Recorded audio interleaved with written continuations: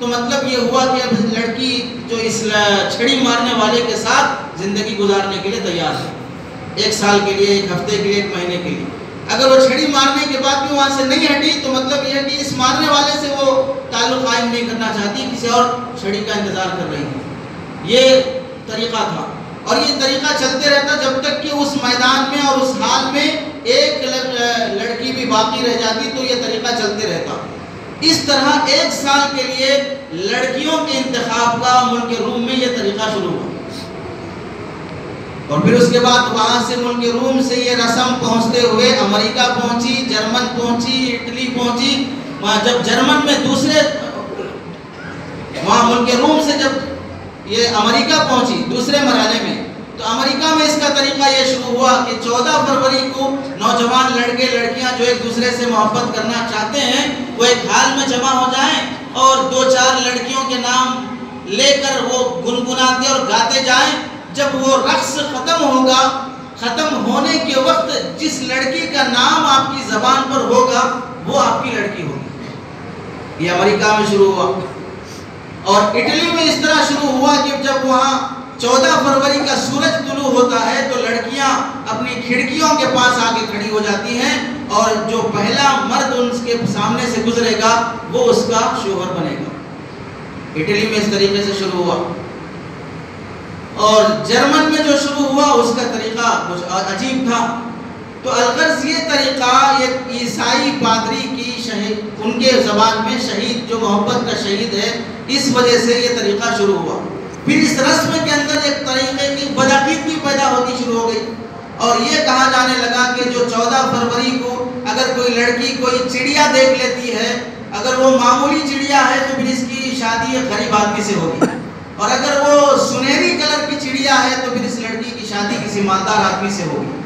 اور پھر اگر کوئی آدمی یہ چاہتا ہے کہ وہ جان لے کہ اسے کتنے بچے ہوں گے شادی کے بعد، تو وہ 14 فروری کو ایک سیب درمیان سے کاٹے، اور کاٹنے کے بعد آدھے حصے میں جتنے بیج ہوں گے اتنے بچے اسے شادی کے بعد ہوں گے۔ اس طریقے سے اس ویلنٹائن ڈے کی رسم میں پورے مشرکانہ عقیدے اور بے حیائی کے طریقے شروع ہوئے۔ ترقی کرتے کرتے یہ ہمارے ہندوستان ہی میں نہیں، ملک عرب تک بھی یہ رسم پہنچی، اور عید الحب کے نام سے عرب ممالک میں بھی یہ دن منایا جاتا ہے، اور جس میں لاکھوں لڑکیوں کی عزتیں اس رات میں نیلام ہوتی ہیں، اور اظہار محبت کا اظہار کرتے ہوئے جب پہلے شروع میں ویلنٹائن ڈے کے جو گریٹنگ کارڈز جو آتے تھے اس میں ایک نیم برہنہ شخص آدھے کپڑے پہنا ہوا تیر کمان لے کے کھڑے رہتا تھا، ایسا فوٹو بنا کے آتا تھا اس پر، تو اس کی علامت یہ ہوتی تھی کہ یہ جو نیم برہنہ شخص ہے یہ اصل میں وینس ایک دیوی ہے، دیوی کا نام ہے وینس دیوی کا یہ بیٹا ہے، اور یہ تیر جو لے کے کھڑا ہے یہ محبت کا تیر ہے۔ یہ آج 14 فروری کو یہ تیر چلائے گا تو جس کو لگے گا وہ دوسرے کی محبت میں مبتلا ہوگا۔ یہ 2 دلوں کے جوڑنے کا نام ہے، اس واسطے یہ گریٹنگ کارڈز میں اس کی تصویر بنا کے دی جاتی ہے۔ اور جرمن میں جب یہ رسم شروع ہوئی تو وہاں پر لکڑیوں کے چمچے بنائے جاتے تھے، لکڑی کا چمچہ بناتے، اس چمچے میں ایک دل بناتے، اور اس دل میں سوراخ کر کے چابی کی شکل اور تالی کی شکل بنائی جاتی، اور اپنے محبوب کو اور اپنے محبوبہ کو وہ چمچہ دیا جاتا اور کہتے یہ چمچے میں دل یہ میرا ہے اور وہ چابی تمہاری ہے، تم اپنی محبت کی چابی سے میرے دل کا دروازہ کھول سکتے ہو۔ یہ جرمن میں یہ رسم اس طریقے سے شروع ہوئی۔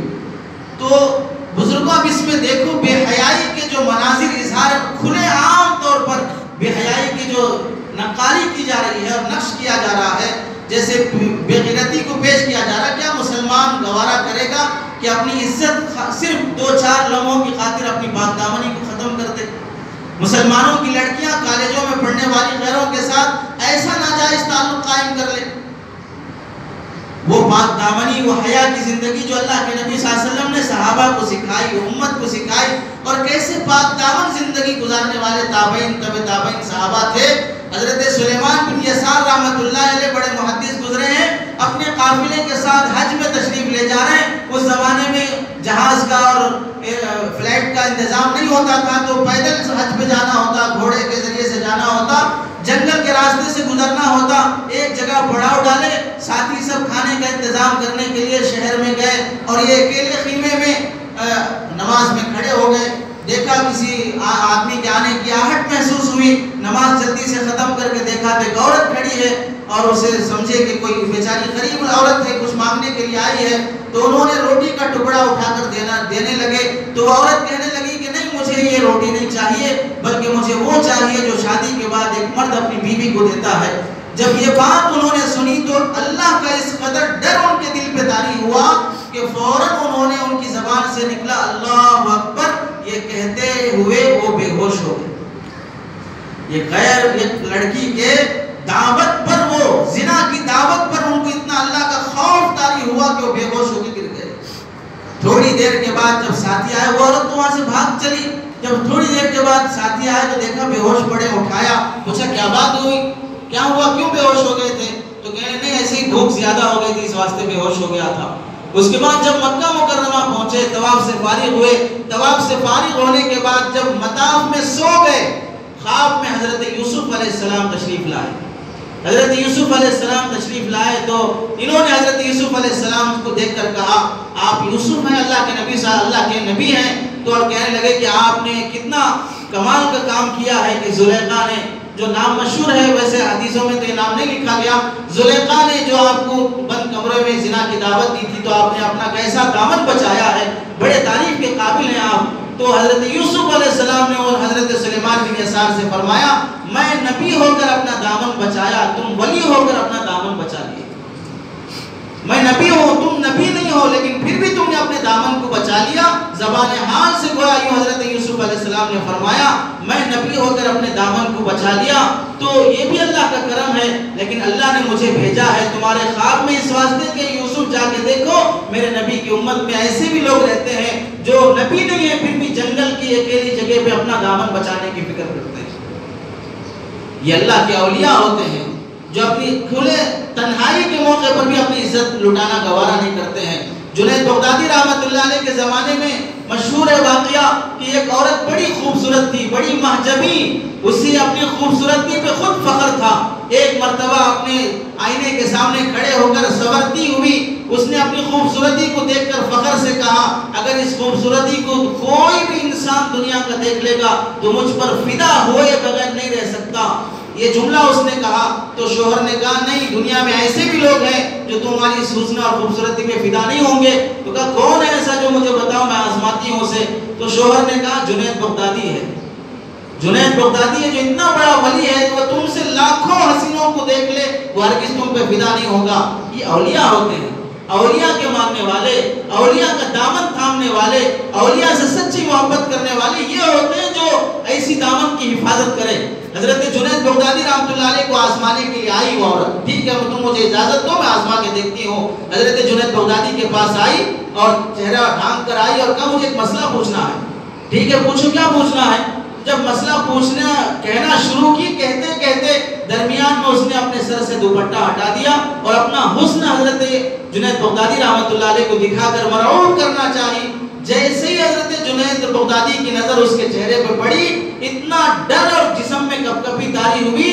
اللہ کے خوف کے مارے انہوں نے اللہ اکبر جو نعرہ لگایا، اس نعرے کا روب اور ڈر اس عورت کے دل میں اتنا بڑا کہ فوراً چہرے پہ دوپٹہ ڈال کے بھاگ گئی اور اپنے گھر آ کر 2 رکعت نماز پڑھ کے سجدے میں گر گئی اور توبہ کر کے اللہ سے معافی مانگنے لگی کہ اللہ مجھے معاف کر دے، میں تیرے ولی کو آزمانے چلی تھی. اور اس کے بعد اس کا شوہر گواہی دیتا ہے جنید بغدادی نے میری بیوی کو غارت کر دیا، وہ پہلے مجھ سے محبت کرتی تھی، اب مصلے سے اٹھنے تیار نہیں ہے، ہمیشہ نماز میں لگی رہتی ہے، ہمیشہ سجدے میں پڑی رہتی ہے. جو محبت وہ تو جنید کو آزمانے کے لیے گئی تھی، لیکن جنید نے اسے اللہ کی ولیہ بنا دیا ہے. اس کے ایک نعرے نے، ایک اللہ اکبر کی تکبیر نے اس کے دل سے میری محبت ختم کر کے اللہ کی محبت پیدا کر دی ہے. ایسے پاک دامن لوگ ہوتے ہیں اور اللہ کے نبی کا وعدہ ہے جو جوانی میں اپنے دامن کی حفاظت کرے گا اللہ تعالیٰ اسے عرش کا سایہ عطا فرمائیں گے. اللہ تعالیٰ اسے عرش کا سایہ عطا فرمائیں گے. کالجوں کی زندگی، بے حیائی کی زندگی، بوائے فرینڈ بنانا، گرل فرینڈ بنانا ایک عام رسم بنتی جا رہی ہے. بڑے بڑے مسلم کالج کے ٹیچر ہم سے کہتے ہیں کہ لڑکا لڑکی کے ساتھ غلط تعلق باپ کالج سے لینے کے لیے آ رہا ہے تو اشارے سے وہی بوائے فرینڈ کے ساتھ باتیں کر رہی ہے. جیسے باپ کو دیکھا ہٹ گئی فوراً بازو اور باپ کے پیچھے سیٹ پہ بیٹھ کر اسے اشارہ کر رہی ہے بعد میں فون کرو. باپ کے پیچھے بیٹھ کے. اور دیکھنے والا ٹیچر کہہ رہا ہے اتنی بے شرمی بے حیائی کی زندگی ہمارے مسلمان کالجوں میں پیدا ہوتی جا رہی ہے. کیا پڑھانا ہے اپنی بچیوں کو؟ پڑھا کے کیا کرو گے؟ ایک نحوست والا دماغ بنتا یہ جا رہا ہے کہ ہماری بچی اگر ڈگری کر لے گی تو اچھا رشتہ آئے گا. تو پڑھانا تمہارا پڑھانے کی خاطر نہیں ہے، پڑھانا تمہارا رشتے کی خاطر ہے. رشتوں کا معیار تم نے ڈگری کو بنا لیا، رشتوں کا معیار کالج کی پڑھائی کو بنا لیا. خاموش ڈگری کے چکر میں اپنی عزت کا سودا کر بیٹھے.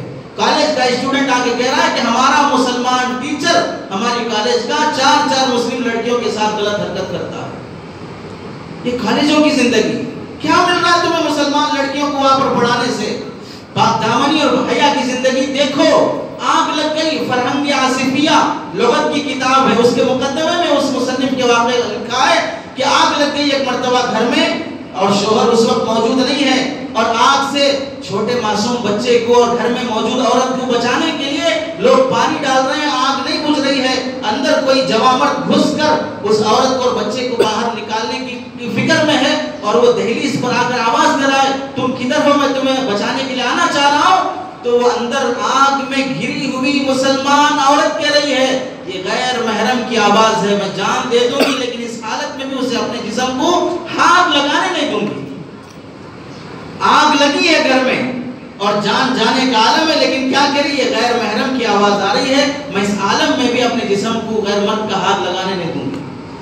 یہ ایسی پاک دامن عورتیں، ایسی باحیا عورتیں آج کیا ہو گیا ہماری مسلمان لڑکیوں؟ گریٹنگ کارڈز پر کیسے کیسے جملے لکھ کر دیے جاتے ہیں، میں تمہاری خاطر جان دینے کے لیے تیار ہوں، تمہارا ویلنٹائن. عجیب عجیب جملے لکھ کے بھیجتے ہیں، اور کیک بانٹنا اور ایسے گھناؤنے طریقے جو لکھے ہوئے ملتے ہیں، ہرگز ایک انسان اسے گوارا نہیں کر سکتا ہے. اور یاد رکھو یہ غلط اور ناجائز محبت کی وجہ سے آدمی کا ایمان بھی جا سکتا ہے. غیر اللہ سے محبت کرنا اللہ سے محبت ختم ہونے کی علامت ہے. غیر اللہ کی محبت ایمان کا حصہ اور ایمان کو بھی دل سے چھین لیتی ہے.